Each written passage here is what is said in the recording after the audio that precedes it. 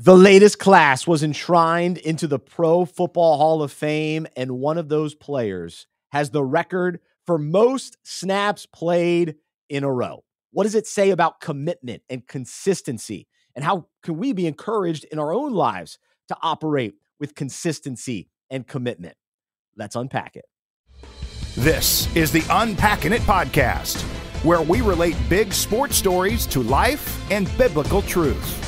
Our mission is to challenge, encourage, and inspire you to follow Jesus and become more like him with sports conversations that truly matter. That's what I'm talking about! Coming to you from Charlotte, North Carolina. Hey, I just want to thank you guys one last time for being here.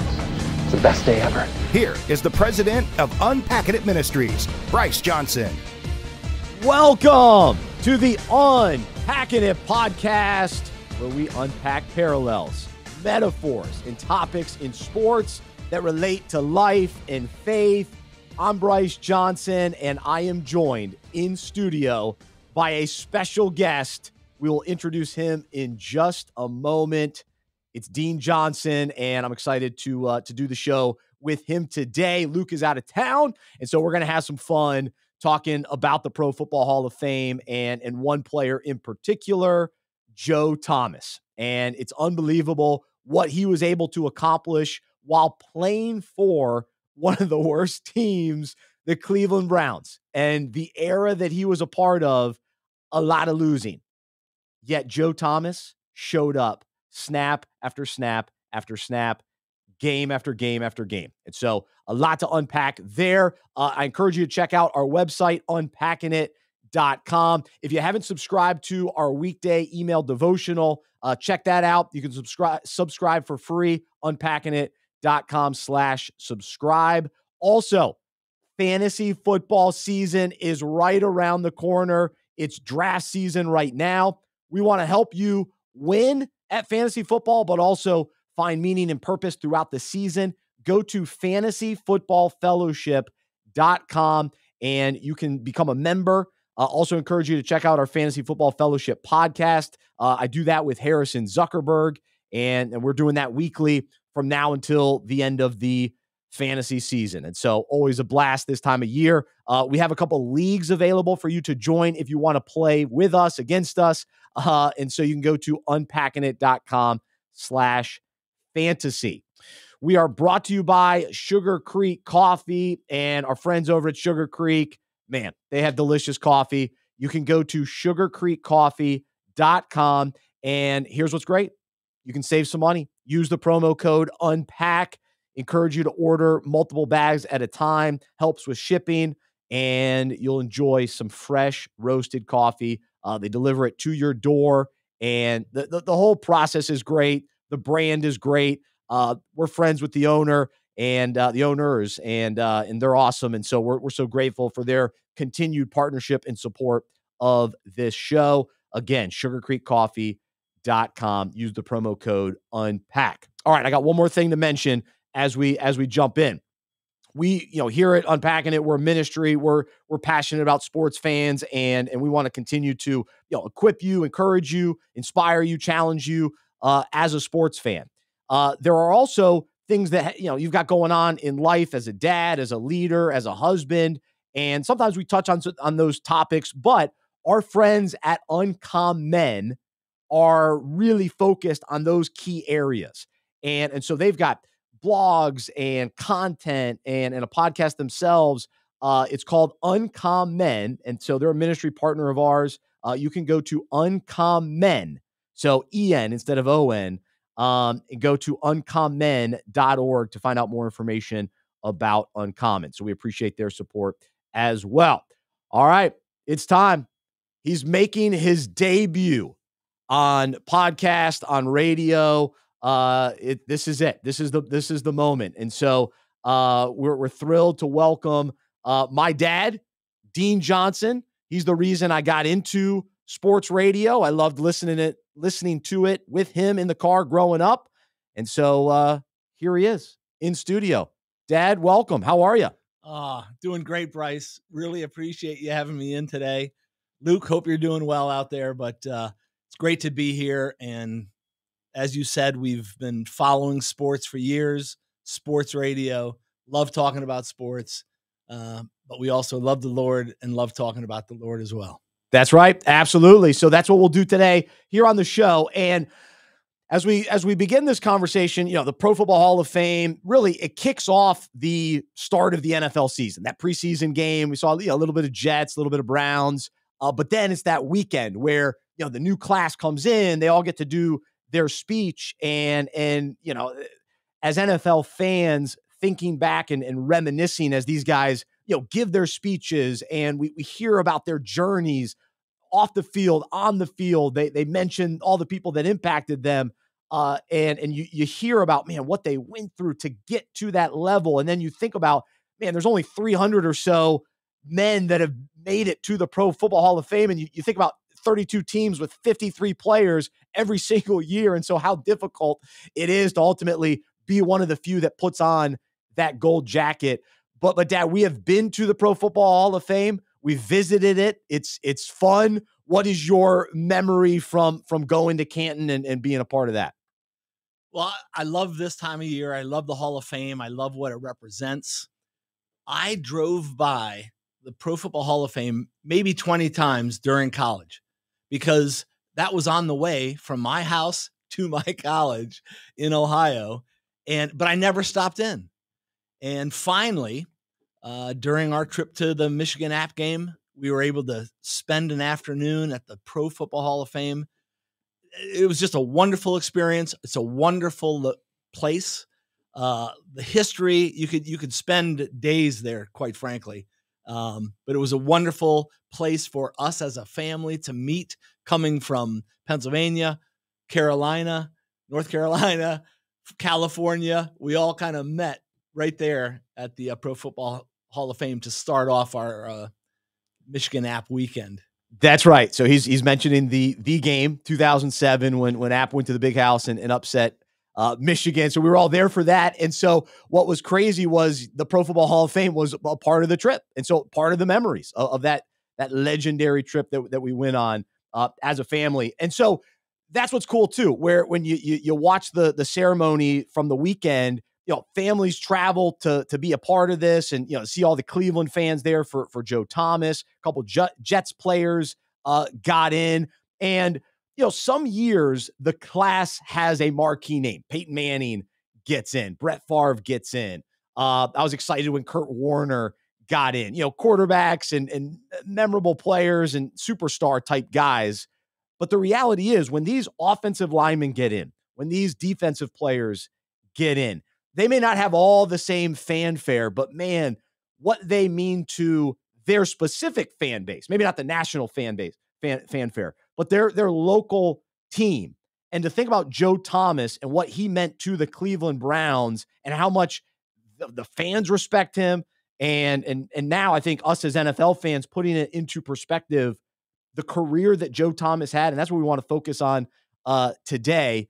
But Dad, before we do that, just kind of the other guys that got in, just kind of a unique class, not necessarily huge names, but Darrelle Revis was a big time corner and a shutdown corner for the Jets, and Rondé Barber always going up against our Panthers, always was a part of that dominant defense with Warren Sapp and Derek Brooks and John Lynch and the Tony Dungy years, and John Gruden stole the Super Bowl from Dungy, but no, he was a good coach too. But anyway, this class, anything jump out to you?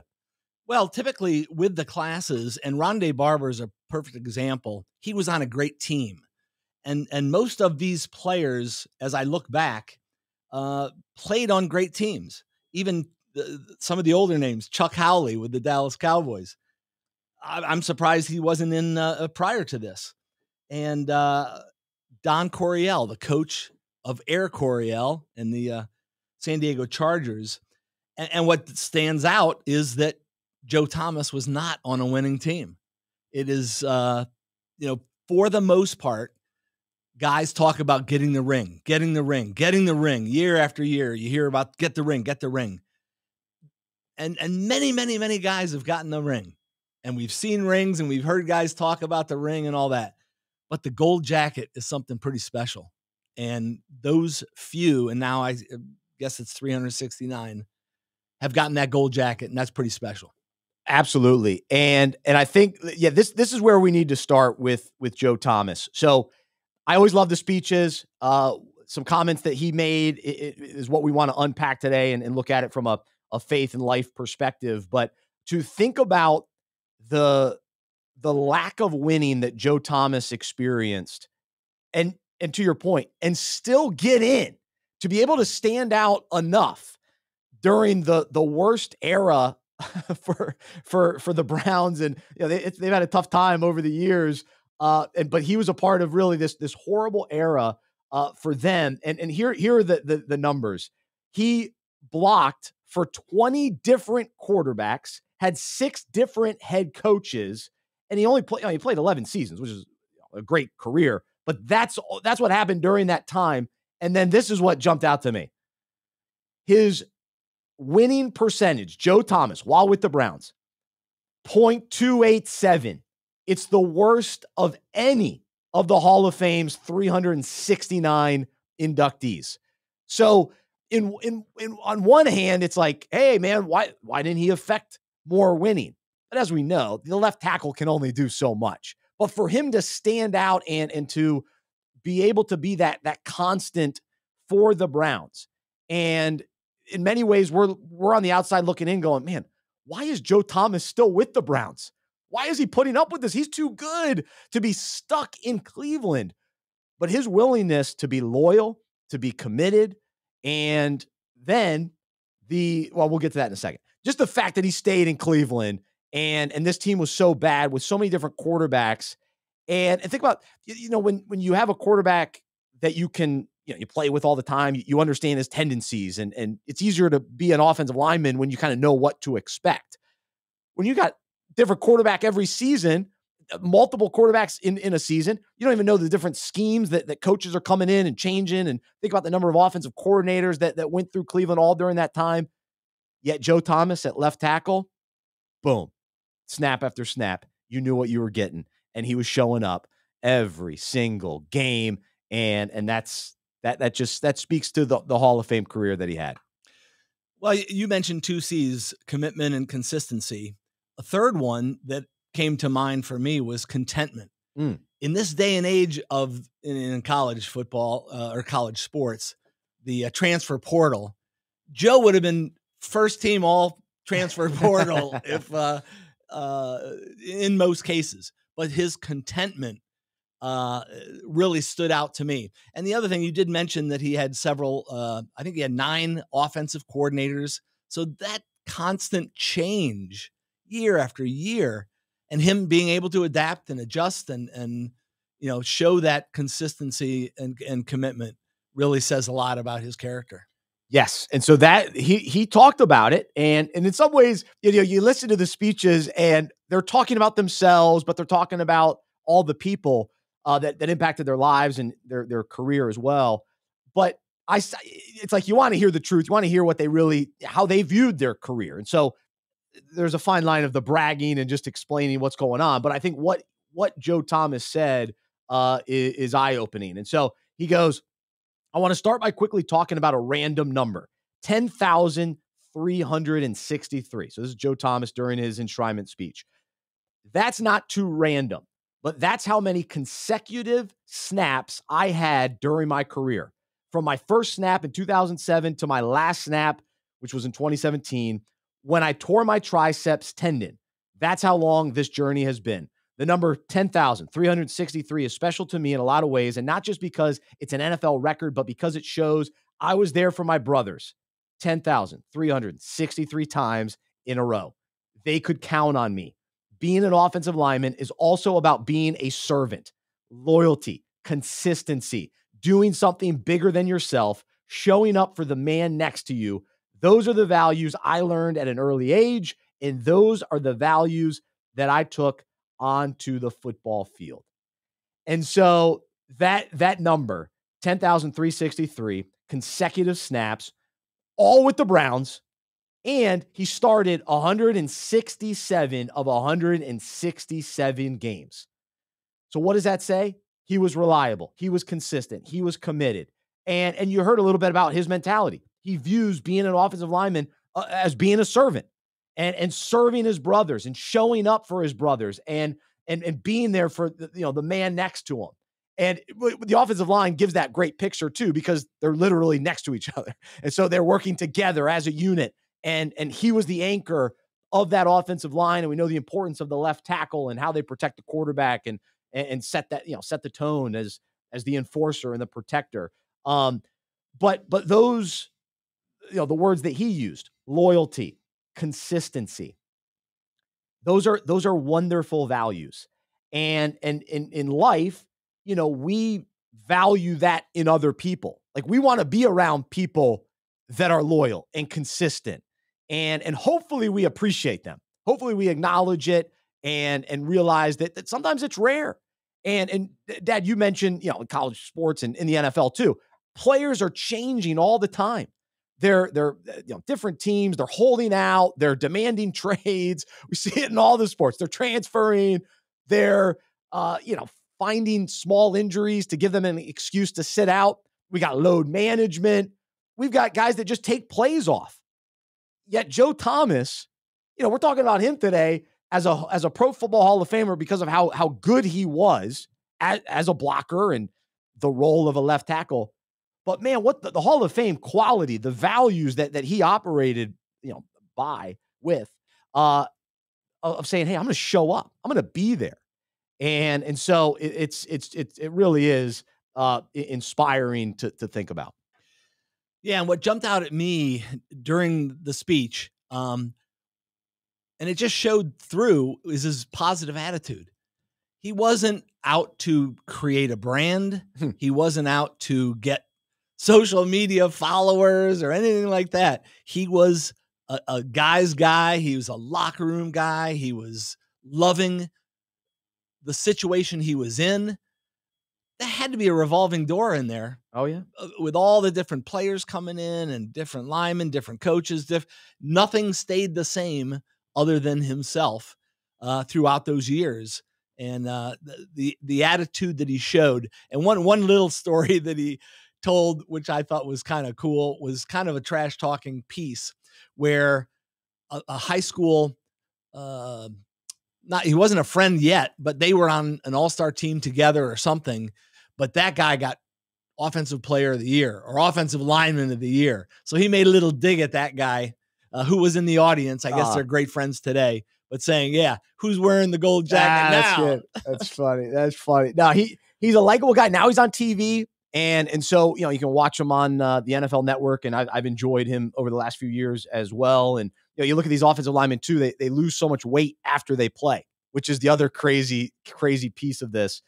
Jordan Gross played for the Panthers, same kind of thing. And, you see a number of these guys, but let's focus on, really this concept of consistency and commitment. And the thing that especially is true is that it's easy to be consistent and committed when things are good and you're showing up, things are easy and you're winning games and you're on a Super Bowl team and all that kind of thing. But when you're showing up and you're consistent and committed when you're losing, that speaks volumes on a whole nother level. And so the question to consider for us today is, are we this type of person?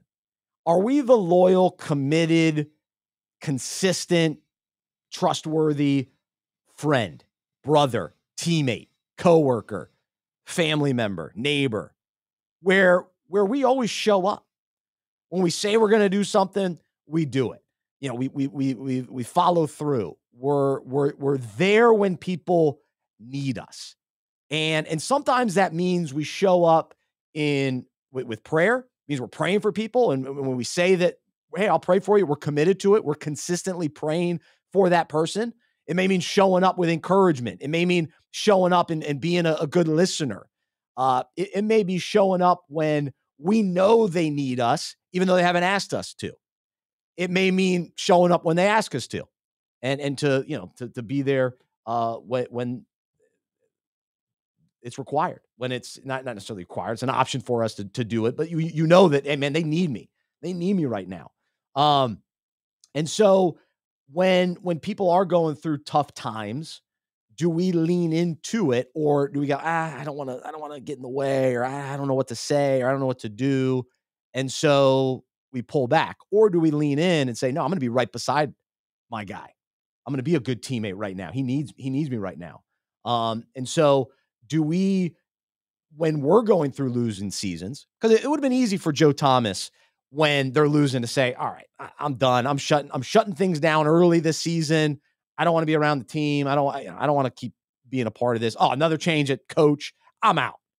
And same thing kind of in our own lives when things are going, maybe bad for us. We're going through a tough time. Do we pull back and sort of, I don't want to be around anybody. I'm out. Forget it. I'm going to, isolate and pull back? Or are we going to keep showing up too? Showing up, even for other people in the midst of the times when we're going through tough stuff. And that's a hard thing to do. And so it was hard for Joe playing on a losing team, especially when you're that caliber of a player. But he was there for his teammates, even then. And so those are the opportunities that we have. Yeah, one of the other things that stuck out in his speech was, and I hear this from a lot of players giving the speech, not even just Hall of Famers, but players in general, talk about how much they're going to miss that locker room and the guys in the locker room. And they say, oh, we'll never be able to achieve that again. No, that exact thing will not be achieved again. However, all of us have the opportunity to have our own locker rooms, whether it's a small group at church, your management group at work, a sports team you may be playing on. We all have opportunities to be in groups and be held accountable and hold people accountable. Churches are continually promoting small groups because that's exactly what we're talking about here is holding each other accountable and being there for your brother. That's right. And setting the tone and the standard. And that's what Joe Thomas did on the offensive line. And that's what we can do in our own lives. And yeah, again, a quick plug for Fantasy Football Fellowship. Those we want people to be in leagues where you're meeting regularly and weekly. And so we've got leagues that you can be a part of and be a part of community and be able to stand beside other people. Talk about that offensive line. Joe Thomas would stand beside those guys, play right next to them. And, you hear about too, in the trenches, you talk about the offensive defensive line, it's life in the trenches. And so that, that parallels well. That's a whole nother topic we can get into someday, but you're right, Dad, that's what we have to be intentional about. Not to say, oh man, I remember, it was so fun in college where, I lived with 6 other guys and it was easy and it was built-in community, or high school at the lunch line or in the locker room playing sports. No, we got to be intentional. You got to make a little bit more of an effort to be there for people and to have people in our lives. And if we're thinking about it, then we got to be the first one, to make that effort. And to take this conversation even a step further too, where Joe Thomas talked about as an offensive line being a servant. And so for us, this mentality of being a friend, being there, showing up, it really comes down to serving people. And so are we serving others? And yes, people that are close to us, but also beyond that too, serving people that we may not even know, and just having a servant's mentality of, all right, what do people need? How do I need to show up? How can people count on me? How can I be consistent in people's lives? How can I be that consistent, person and be, man, that guy's committed, and committed to serving those around us and continuing, play after play, snap after snap, as Joe Thomas did. And so again, the other thing that Joe Thomas said was doing something bigger than yourself.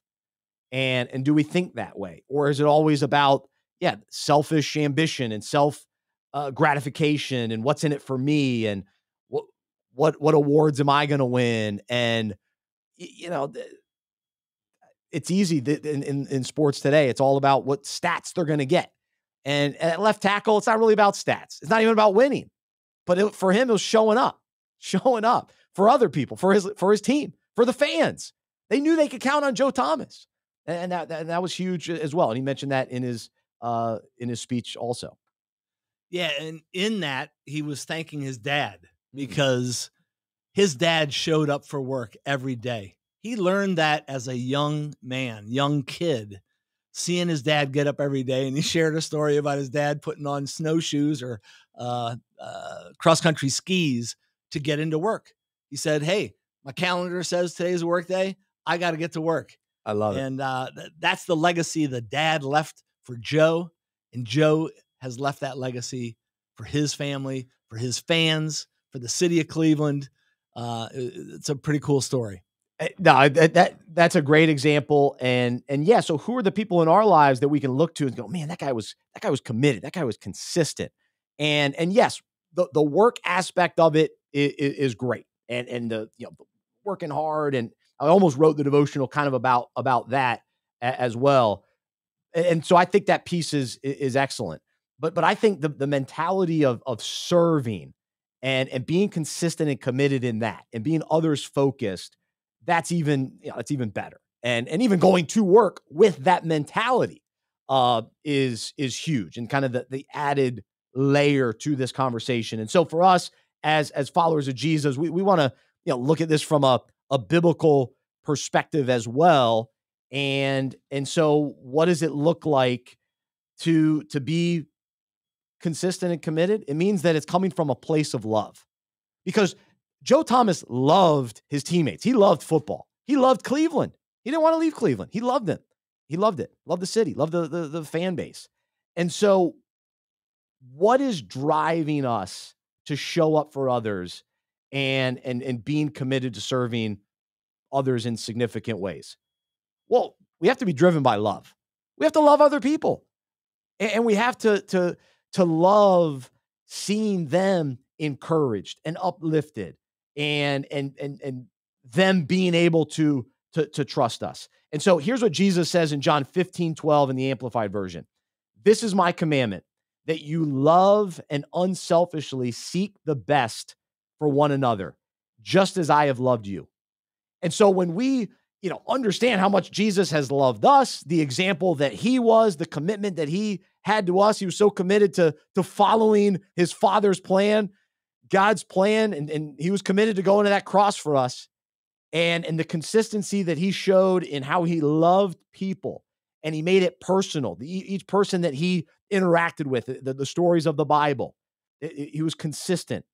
He would fix their spiritual needs, what they ultimately needed, but he'd also take care of their physical needs. And it was out of love for us. And that's the same thing that we can experience with him as well, is that he heals us from the inside out, and his purposes are accomplished, and it's personal. It's between us and him. And he transforms us and loves us so deeply. And so out of that love, then we unselfishly seek the best for one another and love and serve them. And then also, I want to talk about this too. So because of the victory that we have in Christ, because when we receive by faith, salvation, forgiveness of our sins, because of what Jesus did on the cross, we have his power and love within us. So we talked about that last week, I think, just that Christ is in us. And so, each day we then serve God and others with loyalty, steadiness, commitment, consistency, because of that victory within us. And from that, empowered by him. And that allows us to keep showing up, even when we're losing, when life seems hard and things aren't going the way that we wanted them to. And for Joe Thomas, they never won. He never won a playoff game. Yet he still kept showing up. And for us, sometimes in God's sovereignty and goodness and his perfect plan, sometimes the healing doesn't come. So sometimes the suffering continues. Sometimes, life continues to be hard, but in the midst of it, we still have victory in Christ. So in the end, that's the victory. From a football standpoint, Joe Thomas, his victory was he made it to the Hall of Fame. We still lost all those games. And so that also has to be factored into this conversation too, is that, hey, we continue to show up even in the midst of the losing, in the midst of the suffering, because God is still good. God is still faithful. God is still empowering us to continue to show up for others, to be consistent, to serve him and serve others. And so Paul writes in 1 Corinthians 15:58, therefore, my dear brothers and sisters, be steadfast, immovable, always excelling in the Lord's work, because you know that your labor in the Lord is not in vain. And so in order for us to remain steadfast in our faith in Jesus and continue to be that person that people can count on, we've got to be consistent with our praying, consistent with our understanding of the source of our power, the source of our life. We've got to be consistent and committed to worship and fellowship and being a part of a local church and serving within that church and committed to reading God's word. That's where the consistency starts. It's that consistency in our daily walk and spiritual practices. That's how then that filters out into all the other areas of our lives. Serving becomes just a natural outpouring. Loving people is a natural outpouring when we understand the love of God and the work that he's done in us. And as we fellowship with him and as we spend time in his word, then we're motivated and inspired and looking around going, all right, where do I need to show up? God, show me where I need to go. Who do I need to encourage today? Who needs me?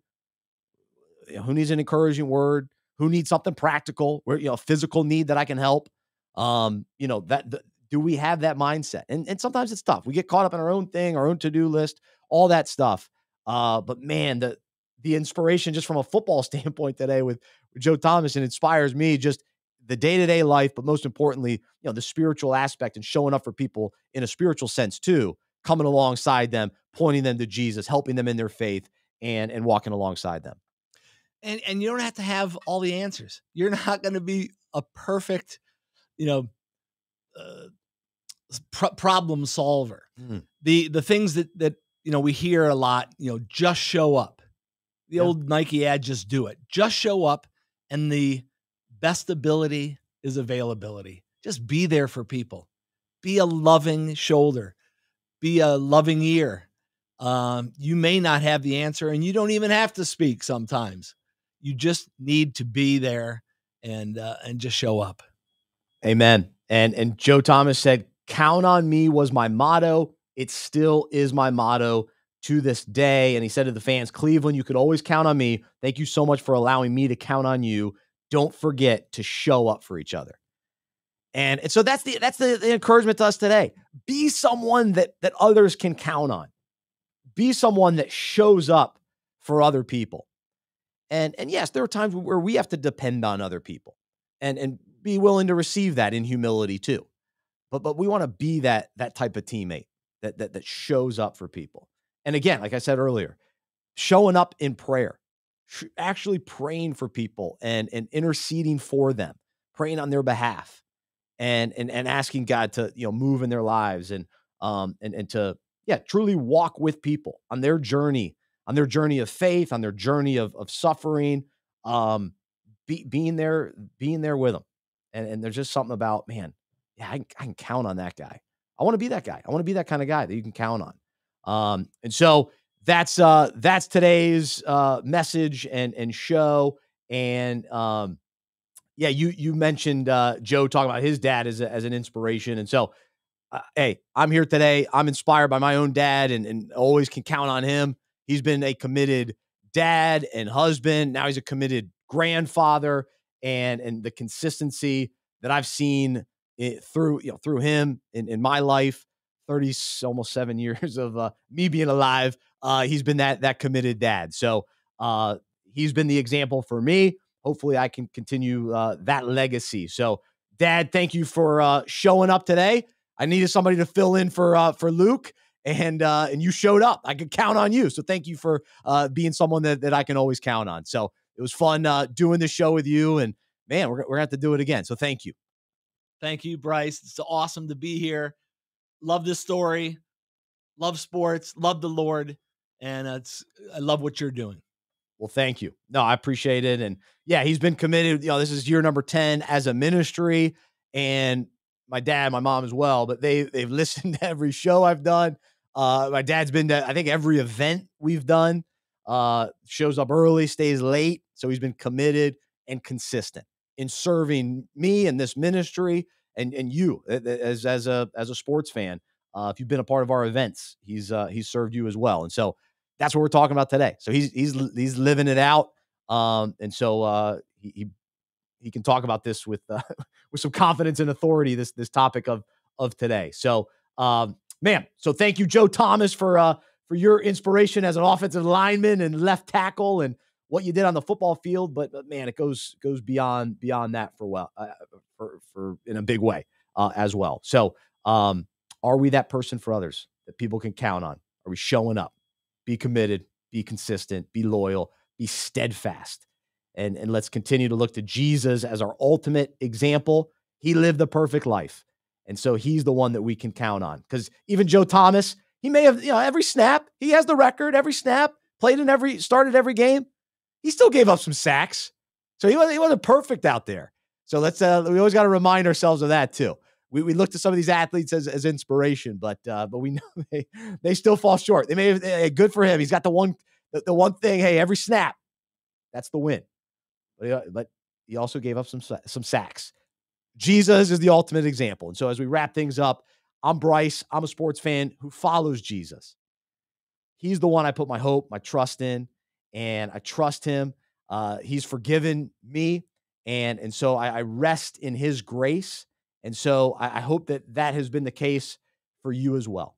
And I hope that you will place your trust and hope in him and receive the free gift of salvation that he offers us. And so it's by faith alone in the finished work of Jesus on the cross. And yet he continues to transform us and help us to become more and more like him as we follow him, as we seek him. We are changed from the inside out, and we become more of that person that people want to be around and that they rely on. So, man, thanks for listening today. This has been the Unpacking It podcast. Have a great rest of your week, and we will talk to you next time.